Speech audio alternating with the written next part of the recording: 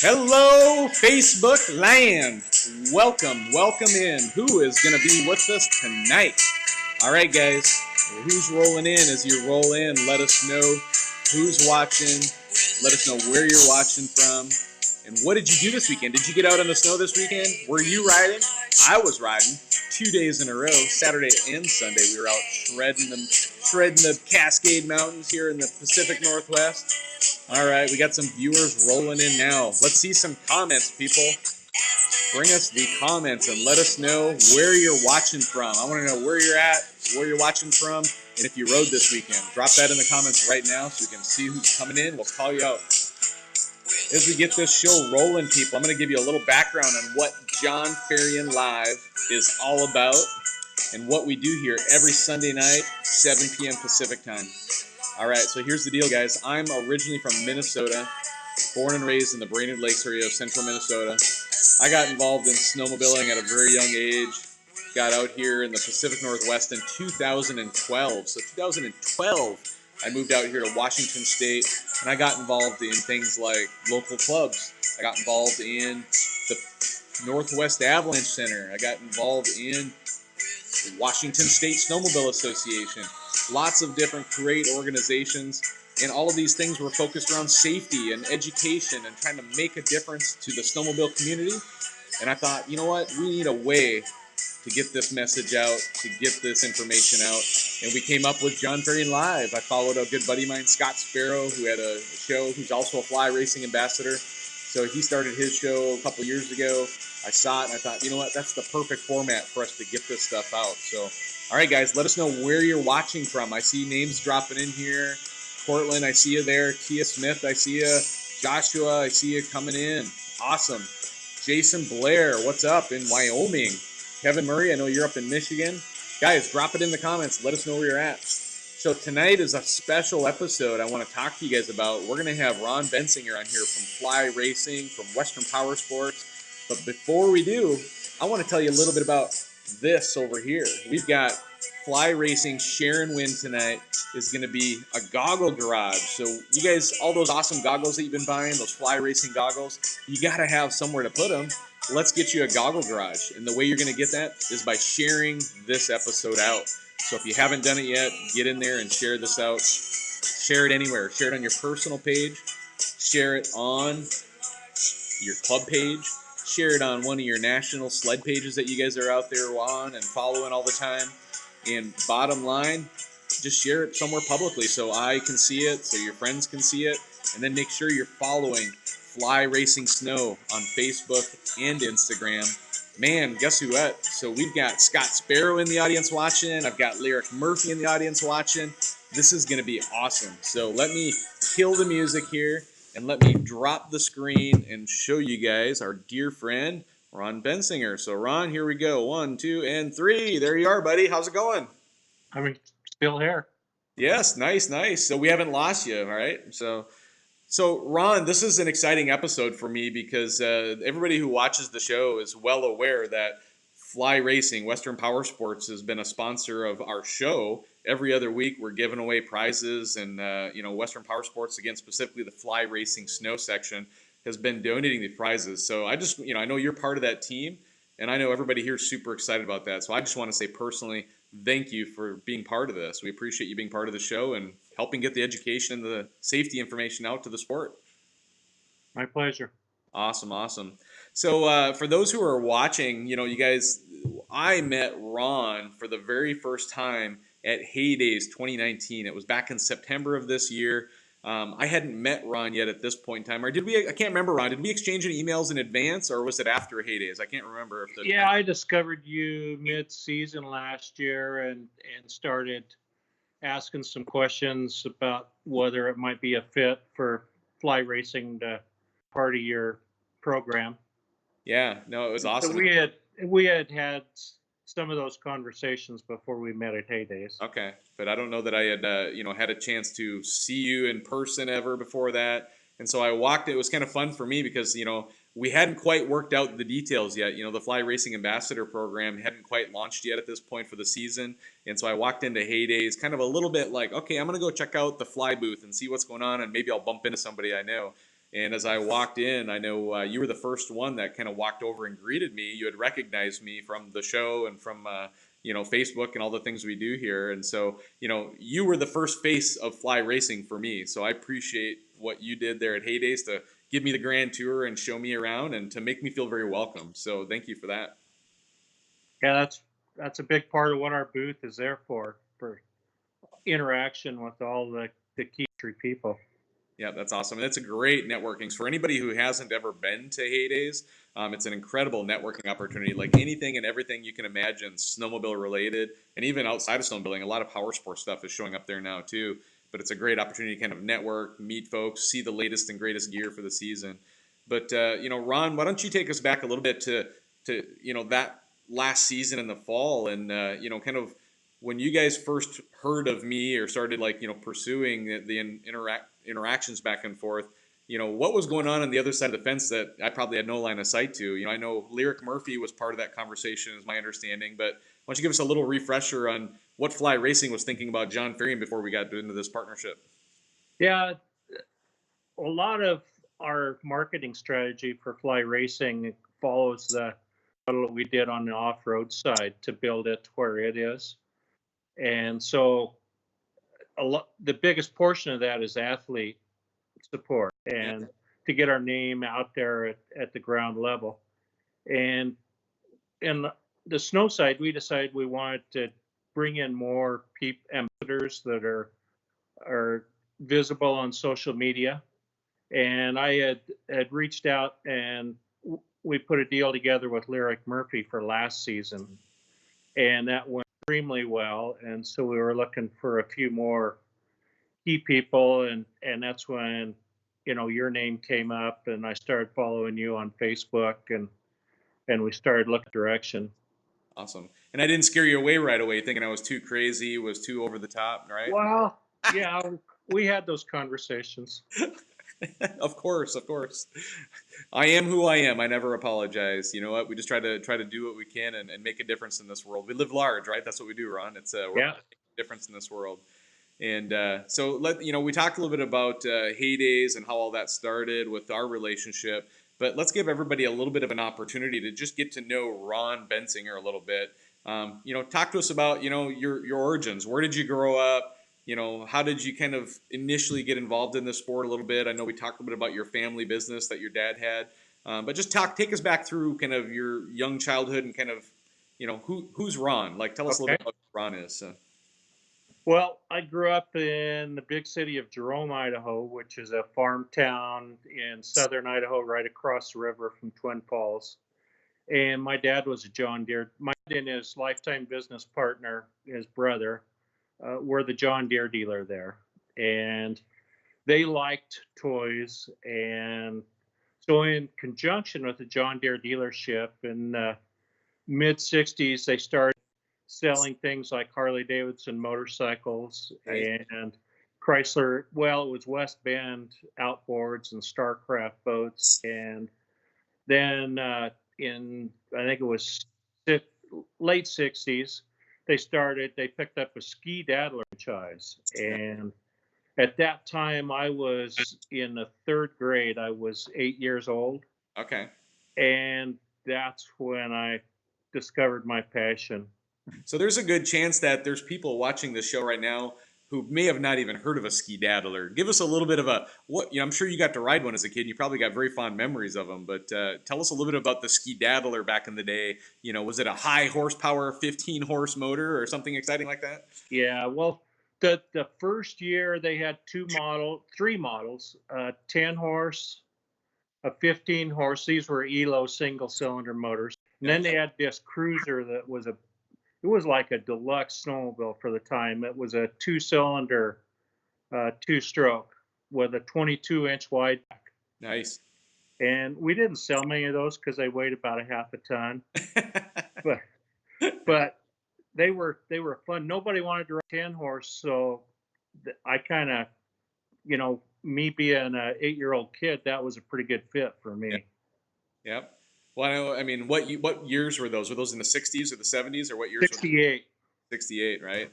And so Yeah. that was, when I was, I mean, I was born in '74. You got a few years on me here, but in '74, I grew up, and my parents had, initially like '68 Johnsons, and they ended up with Artie Cats. They had Artie Cat Panthers, and they were like, I think they had a '70, a '72, and a '73. And those are the sleds that were in the shed, kind of stored away by the time I got old enough to go start tinkering with them. And it's I think all of us who got into snowmobiling at one time or another, those fond memories of those first sleds we ever got to ride. You would look back at them now and you're like, how was that even fun? But like I do, that was so much fun just ripping up and down the neighborhoods and around the yards. So. Yeah, as that brand evolved, by the time I was in junior high school, I rode a Mark 20, which had a two-cylinder Hearth 340 engine, and Arctic AMF Skedaddler had a purchase agreement with Arctic Cat to put the Arctic Cat slide suspension, Nice. and it was only 15 wide where all the cats were 18 wide. Okay. So it was a fun little sled. I bet. Yeah. Cool. So yeah, those origins of the shop and your dad growing up. Basically your dad was the one that introduced snowmobiling to you at that fairly young age. And so I'll let you kind of keep going with the story of kind of how it evolved from there. Yeah, so being a Harley dealer, the natural evolution from AMF Skedaddler was to Harley Davidson snowmobiles, Oh wow. but they chose not to get involved with that because they hadn't had the greatest experience with AMF Skedaddler.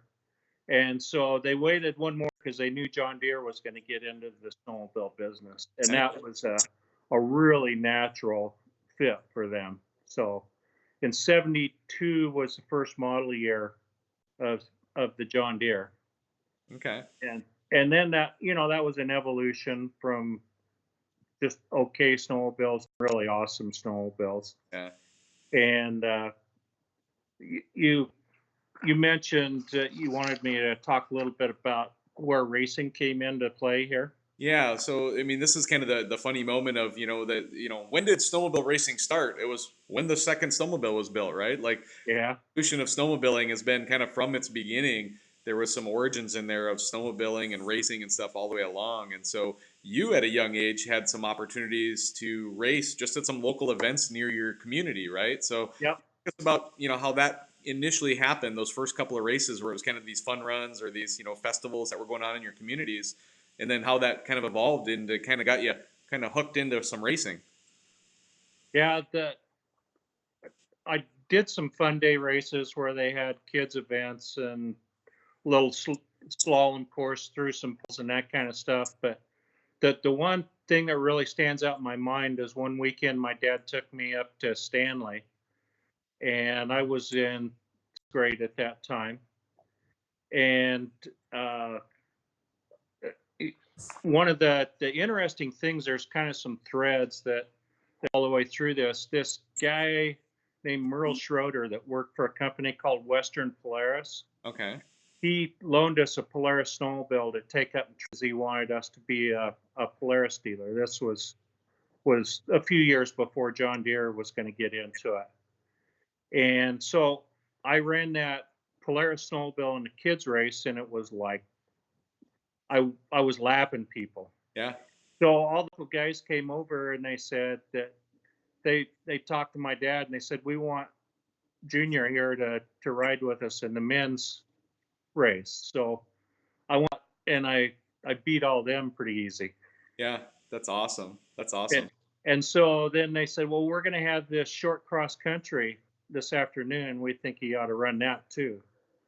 And it was I had a prototype slide rail suspension. It was, before Polaris started coming with slides. Okay. And I was the only one that went over the first hill on this cross country. Everyone else had to side hill and make multiple tries at it.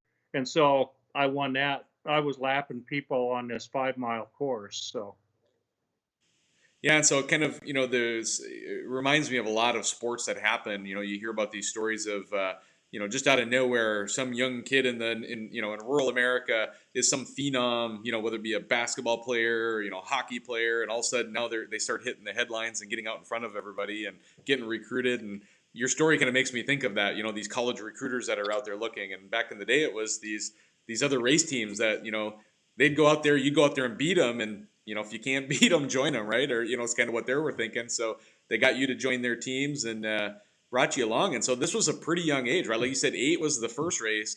But at the point you joined these, the actual race teams, how old were you? Were you in your early teens at that point? Well, it was just riding out of my dad's shop. Okay.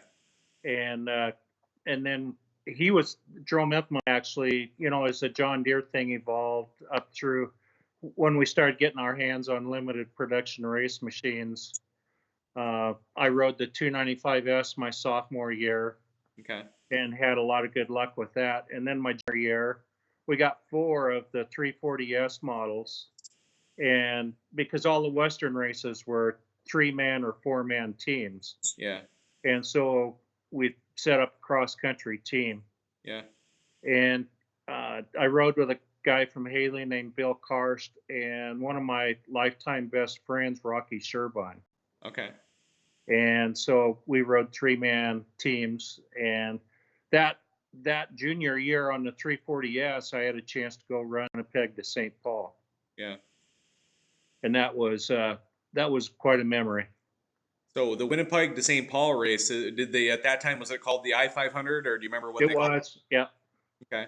And so that's a big race. I mean, my Minnesota origins, I grew up hearing about that, the Winnipeg to St. Paul race. And every year I think the route probably changed slightly a little bit here and there over the years. And I know it was usually not too far. When you and I were on the phone earlier, you said that some of the racing took you right through Alexandria, Minnesota, which is only a little over an hour away, hour and a half maybe away from where I grew up in central Minnesota. And hearing about local guys that were into snowmobiling would go over an hour or two away and watch the races as they came down, and watched it. It was, to put it in perspective, if some people realize the sleds we were riding back then had leaf spring front suspensions. all right.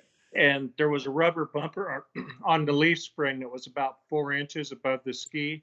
Okay. That's how much travel you had before it bottomed out. And so when you're in the ditch at 80 mile an hour and you hit the crossroad, that's what your front suspension was. Nice. And the rear suspension wasn't any better, trust me. Yeah, no, I remember the sleds I rode back in the day too. It was about, if you're lucky, you had 6 inches of travel, but usually it was about 4. So the morning we started in Winnipeg is 24 below. Oh my gosh. And the wind was blowing. It was a ground blizzard. We had to wait to start for a couple hours. Yeah. And it was like 40, 50 mile an hour winds, and we were riding 80 mile an hour into the wind. Wow. And excellent visibility because of the ground blizzard. Yeah. And when I got in that first night, they waved me over and you need to park your sled and go in for a physical examination. I said, oh, I'm fine. And they said, no, it's a mandatory physical examination. And I went in and I didn't even realize it, but my whole chin was frostbit. Wow. So, I mean, probably well over half of the people in the race that year had frostbite. Yeah. Well, that's super common in those really cold areas where, Minnesota, Winnipeg, all those things. I mean, you're in that heartland of America, and it can get super cold, and then you add the wind chill to it from your riding and everything. And if you don't have literally everything covered and taped off, nowadays all these cross-country racers, they literally use, face tape, and they tape off their skin. Yeah, I did the duct tape thing. And in fact, I had green John Deere duct tape. Nice. And I remember that morning when we were getting ready, somebody said, oh my gosh, those John Deere guys even have green duct tape. Of course. Nice. So the next year, my senior year, John Deere, the limited production was a liquidator. Nice. And we couldn't make that thing run at altitude. It was so, it was ported just radical as it could from the factory. And it just wouldn't run at altitude.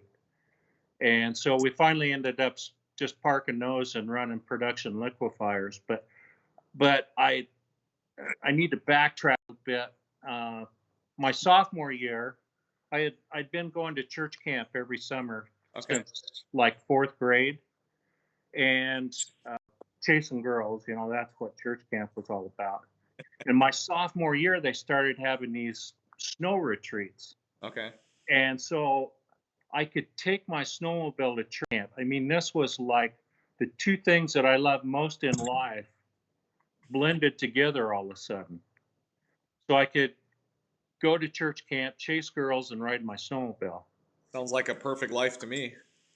So I did that, my sophomore and junior year, and then my senior year, I had the liquidator up there. It was a beautiful emerald green with real bold, bright yellow graphics, Yep. and this girl came up there from Boise, whose favorite colors are green and yellow, and she tells me she fell in love with the spell, and then later she kind of got to know me and decided I was okay. But I'd been going up there to chase girls all my growing up years, and I finally caught one there.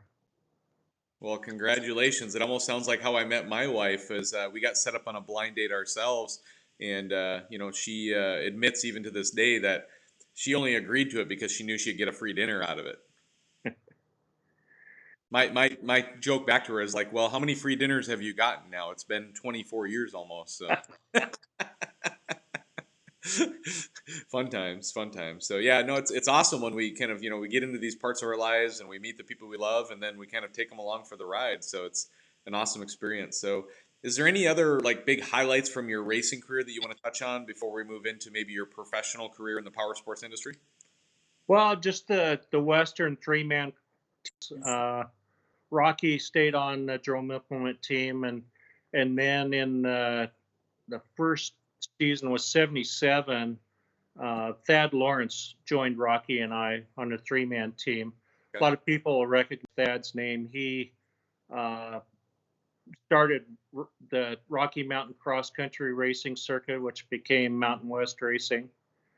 And Rocky and Thad and I had some really fun years racing together on the three-man cross countries, Okay. Yeah.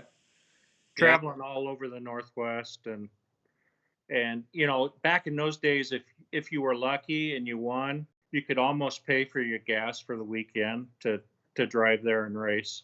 Yeah, I don't know that the racing world has changed too much anymore. I know there's some big race prizes you can get into the big dogs, but most of your amateur racing out there, it's kind of the same deal. People do it because they love it, not because they're getting rich at it. That's for sure. So Yeah.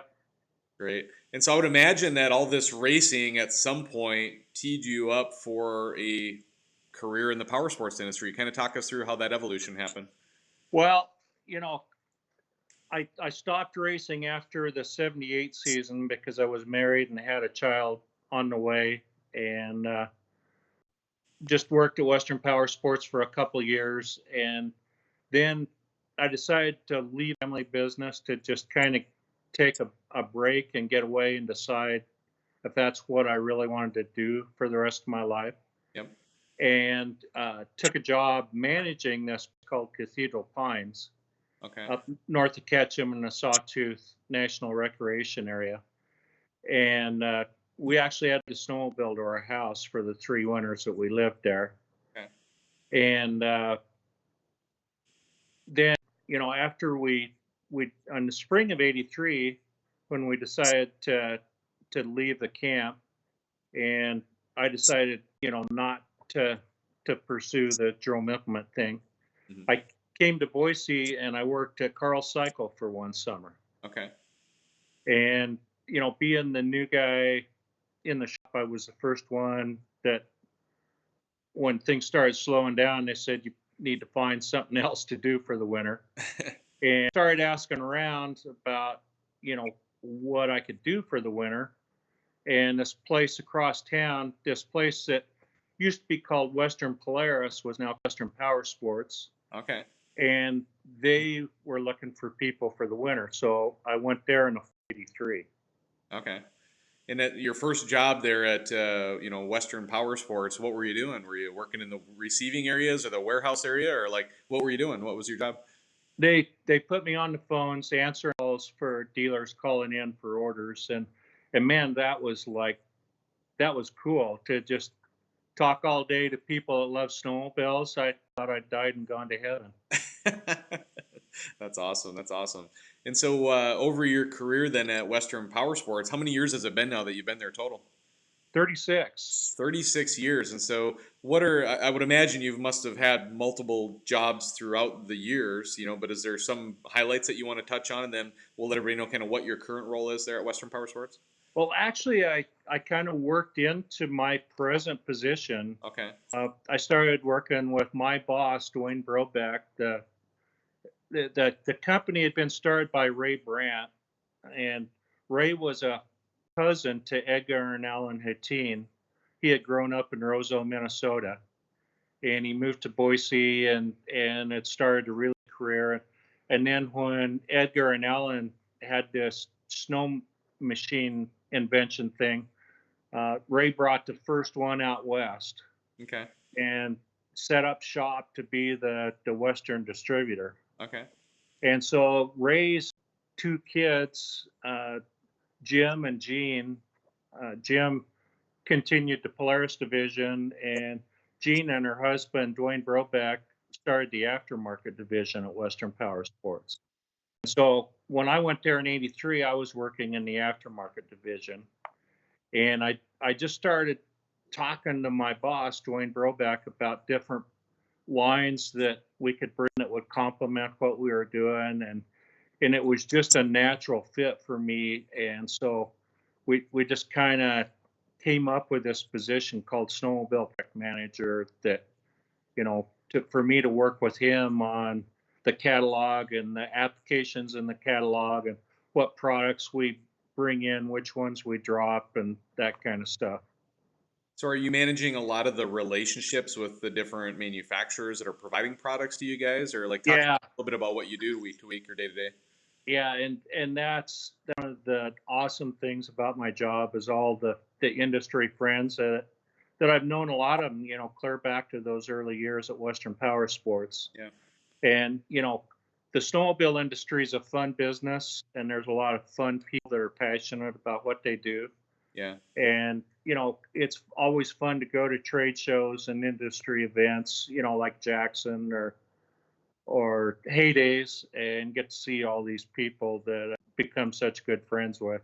Yeah. No, that's awesome. I mean, and honestly, doesn't matter what the industry is, what you find, I'm sure you found, is it's all about the people and the relationships, right? It's, the technical part of our jobs in most cases, you can teach it to just about anybody, but the folks who are highly successful are the ones who can build relationships, maintain relationships, and nurture those relationships for the positive outcomes of everybody involved, right? So that's what it's all Yeah. about. And then the other side of it's the dealers. The beauty of my job is I don't have to deal with the crazy consumers. The dealers are extremely passionate about what they do too. And so the key people in the dealerships and the owners of the dealerships are all, the greatest people in the world. No, absolutely. And when we were on the phone talking through this, we talked a little bit about a situation where Western Power Starts started to sell avalanche gear for the first time. And I'll just call this out as everybody knows that this show, it's all about education, safety, and it's really interesting to me about this transition time. If you can kind of take us back to the approximate year, and you were involved in a personal situation out in the riding in the mountains that you were in, that kind of triggered this response of Western Power Sports starting to bring in things like avalanche shovels and that kind of stuff. So why don't you take us back to that day and kind of what happened? I know it's a little bit of a sad story, but talk us through it and kind of how that triggered this evolution of all the things that Western Power Sports provides people for safety products now. Yeah, actually, as I quit racing in that John Deere era in '78, but as my son got older, we started building sleds together, custom mountain sleds, and started getting into the rimshaw thing a little bit. Okay. And I, working with him, I got sucked further and further into that whole rimshaw thing, the Rocky Mountain Snowmobile Hill Climb Association. And we got to be friends with a lot of the hill climb, especially the guys in Cache Valley, and Kirk Williamson helped us build several sleds, and we were up riding one day with Kirk and the Zollinger brothers that worked with Kirk, and one of them actually got buried, and I was the only one that had a shovel. And so, we got him dug out, got his sled dug out, and Yeah. everything was fine. But the reason that I had a shovel on my sled is, you talk about all these relationships. Western Power Sports started distributing a video produced by a company called Slice of Life, Okay. and it was called Powder Bound, and it was produced by Brian and Shannon Hassanak. And Brian at that time lived in Colorado, but he since moved to Jackson, was the president of the Snow Devils for a few years, and his son raced snowcross on the national tour for several years. And but in the first Bound video, there was a scene where they came up on somebody that had just been buried in an avalanche, and people were trying to dig this guy out, and they didn't have anything to dig him out with.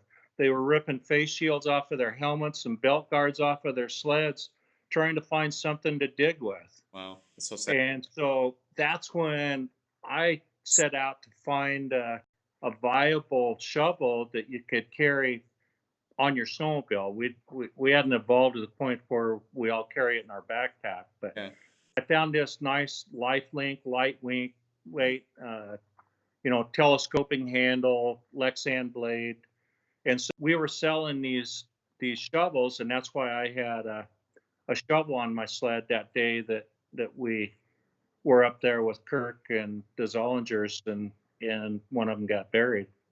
Yeah, no, I mean and so that product coming into the shop, and then as time went on, it sounds like there was an evolution of more things. So remind me, what year was it approximately when that incident happened that kind of triggered the carrying of all the you said the powder bound videos and that situation, but that kind of triggered the emphasis back into safety equipment through Western Power Sports. So. Yeah, that was in the mid '90s.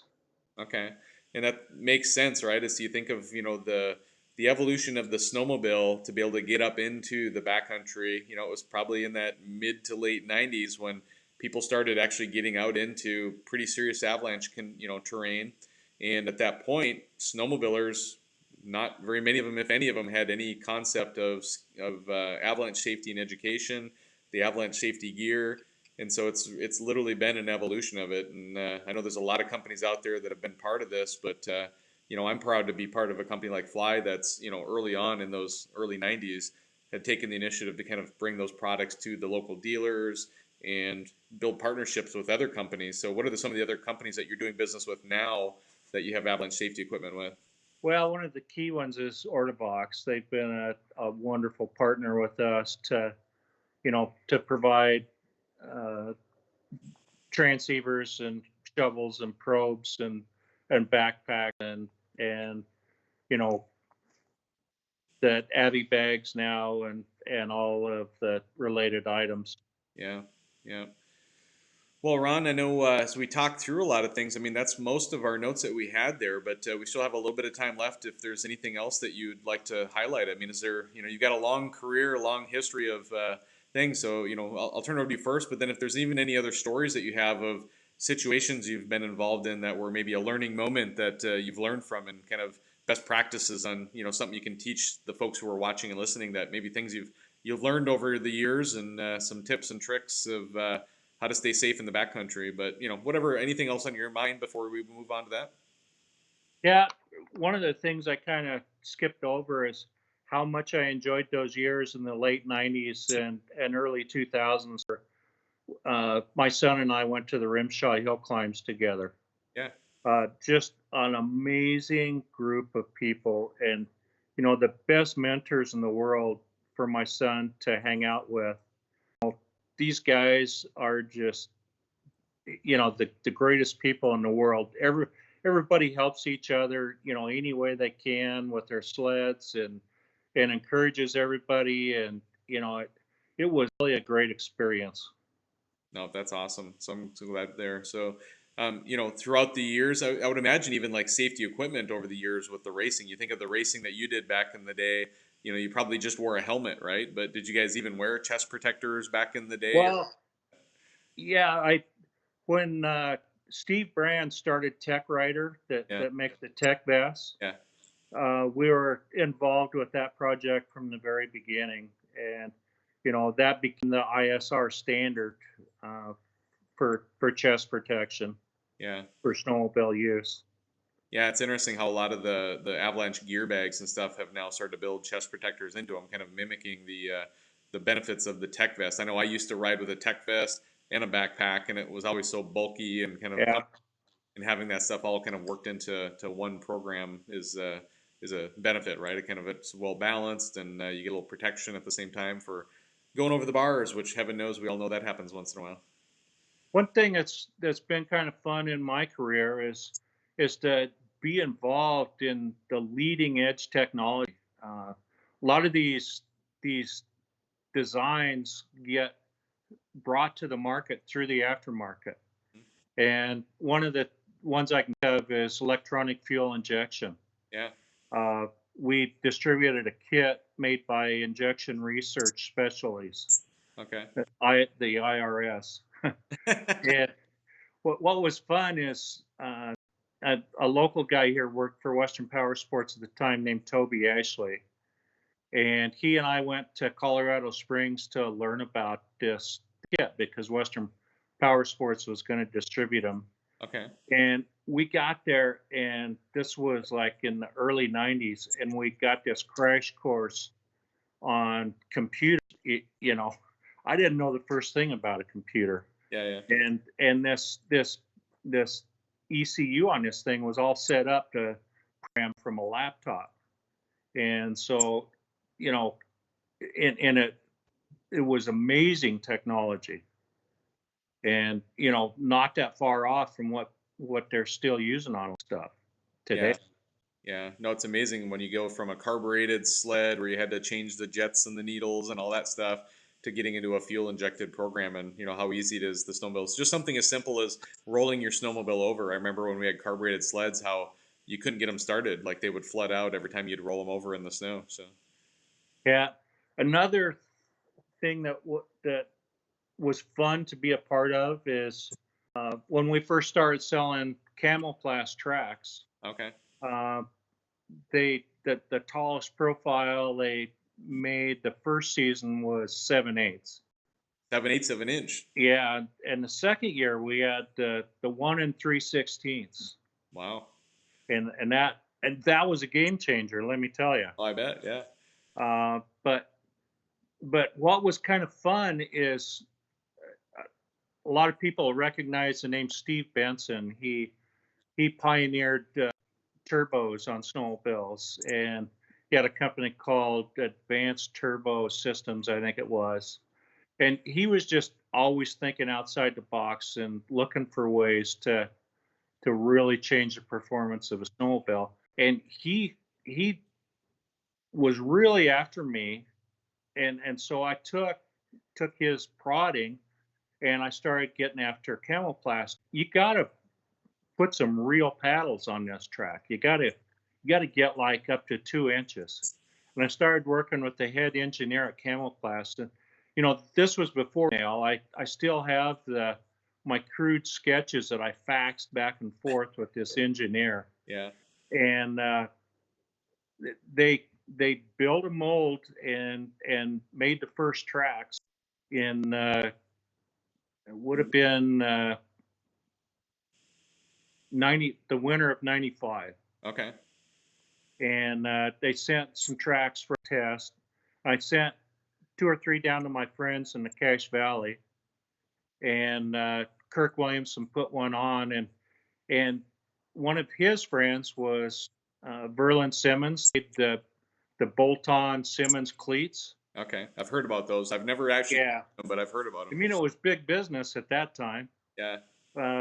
But Berlin went up the first time that Kirk took the 2-inch paddle up to the mountain, Yeah. and Berlin called me that later that afternoon when he got back, and he said, Well, Ron, I guess you better get me one of those tracks. You just put me out of the cleat business. Yeah, it's just amazing, and to think that we're now at 3-inch tracks, and I know there's even aftermarket tracks that are like 3.2 inches now, and it's just amazing. And there's a point though where I'm seeing where like there is a point where it's going to be too much, and I think Oh yeah, yeah, like you can't just keep going like 6-inch paddles, like it's not going to make a difference, right? And yeah. so sometimes it's the gap, right? The difference. But it's funny, as the horsepower keeps going up. I can remember when everybody, had made that big jump, and they all made 136 sleds, instead of 121s. Yeah. And we sold rail extensions and tunnel extensions so you could put a 141 on, And there was even some people that were actually running 156s, Wow. the monster. And now you got 165s and 173s, Yep. The evolution's fun to watch. Yeah. No. And it's fun to be part of that leading edge stuff, and it's just like turbos and turbo kits. Yeah. All this stuff eventually becomes, all the kinks get worked out of it and everything. It becomes original equipment on the sled, just like Skidoo coming with a production turbo, Yeah. 2-stroke. No, absolutely. And then what that does is it forces the aftermarket guys to go back and one up them again, right? Got to find something new. So it's an It's evolution a that'll never-ending cycle. exactly. I was just gonna say that never-ending cycle of each side one-upping each other and kind of catching up and playing back and forth. So yeah, it's a long history you've had in this snowmobile world, and having the insights of racing, and then now all of those products that you've had and helped bring to market. It's definitely made a difference in the world. There's products like that Camoplast track, and getting shovels and beacons in people's hands at their dealers and stuff. That's all been a big deal too over the years. So I just want to say thank you for your contributions to the sport, and what you've been able to bring to the table. And it's kind of come full circle now for me, where you're part of the team that's brought me on and been part of it, and I can only help to hope to live up to the expectations of Fly Racing Snow and Western Power Sports, and continue this journey that we're all on together, and just see where it goes. We'll keep building it and growing it. How have we got a couple more minutes? Oh, absolutely. Yep. Okay. One thing we haven't really touched on is the evolution of the Fly Racing brand name and Fly Sure. Racing Snow. Sure. Let's talk about it. We one of the last things that boss Dwayne Brobeck did before he drowned in '96 was hire somebody named Terry Baisley to come and start a brand, which became Fly Racing. Okay. And we all the focus in the early years was on off-road apparel and accessories. And I even rode in some prototype gear in 2002, snow gear, pretty nice stuff, shell stuff. But we just couldn't get, because the off-road side was growing so fast that we couldn't devote the design time and all the details that it takes to bring a product to market. Yeah. So, it was later, quite a few years later, that we actually started coming out with Fly Snow apparel. Okay. And one of the fun things about that is the teamwork approach that so many people at Western Power Sports and ambassadors like you and hill climbers and cross country racers and all the different people at sponsor that give us input to make the product better. Yep. One of the people that works with me is Rich Kahn, and Okay. he's had a lot of good input on the product. Another person that works with me in the snow department is Nathan Titus. Okay. And a lot of people recognize his name. Oh yeah. He raced in the Midwest, terrain racing for a lot of years. Yep. Snow cross and cross country. And he actually, after he started at Western Power Sports, he was still on the Yamaha race team and got a bronze medal at X Games. I think it was in 2014 in the hill cross. So we've got all these people giving input on the design of the product, and it's fun to see how far it's come, how fast in Yeah.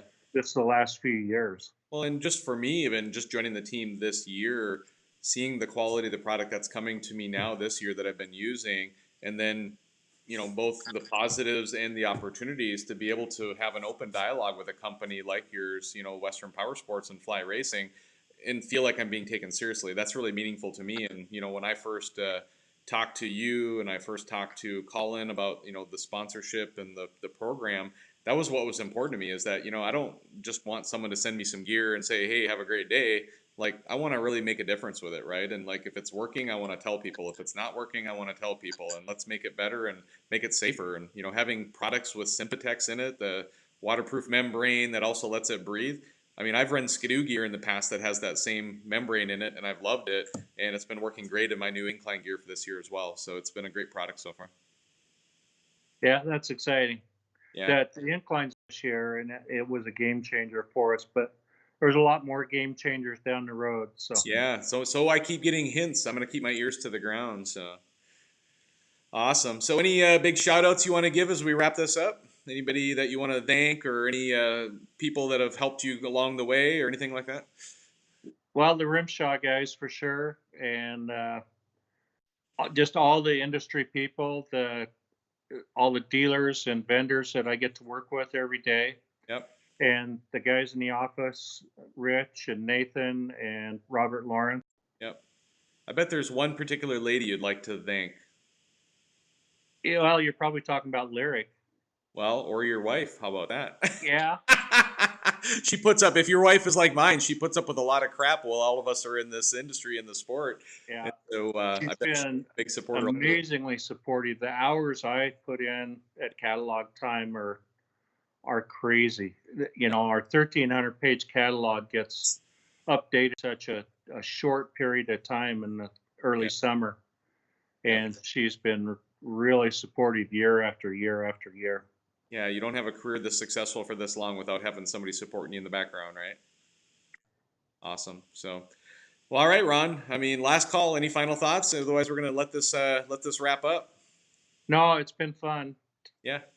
Nope. It's a Absolutely. fun industry, and it's just it's been fun to kind of share the nice run that I've had, being able to make my living and enjoy all those relationships over the years. Yeah. Nope. It's absolutely great, and a new relationship that we have, I think, is great as well, and look forward to a long future together still. So it's gonna be great.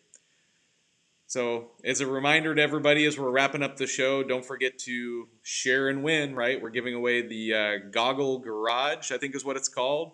It's basically a case. How many does it hold? Does it hold like 4 pair or 2 pair? Well, I've got one here. Well, let's show it off. Okay, let me see if I can turn the camera. So, just a little fun fact for everybody is that I asked Ron, since he worked at Fly Racing or at Western Power Sports, I said, "Hey, Ron, what is one of your favorite products?" And he mentioned this product, and I says, "Well, let's give one of those away." So I can see it. It it holds a 6 pair of goggles nicely, Nice. and it has pouches for lenses and different accessories. And one of the things we did when we designed this is we made it so you can hang it up in your trailer, and you can get just work out of it and pick the frame that you want for the day and the lens that you want. And so, a lot of people they carry 2 or 3 pair of goggles with them for the day. So you can just kind of mix and match and come up with what you want for the conditions that day. Perfect. I know if all these snowmobilers that are watching are like me, they've probably got 10 pair of goggles laying around, and they can put their favorite 6 pair in here and keep them all organized and safe and secure, so they're not getting all scratched up and banged up. So. All right, and so just as a reminder, everybody, too, last week, a week ago, we did episode 100 with Todd Kramer, who's here watching tonight. We got him in the comments. He says, "Thanks, Ron Bentzinger, for all the parts you make available." So he's saying, thanks for all the awesome gear that you guys provide. And with Todd last week, we actually had a big plethora of prizes. We kind of did a prize extravaganza, and I'm going to be giving those prizes away here in the next couple of days. It's always finding time in the week to get that part done, but we'll get it out there very quickly, and we'll make sure everybody wins those prizes. But then tonight's show, get those shared out. So All right, everybody. As I always say, make sure you get out there and live large, meaning make the most of every day. Get out there, make a difference in this world, and jam pack as much awesomeness as you can in every day. God bless everybody, and have a great night.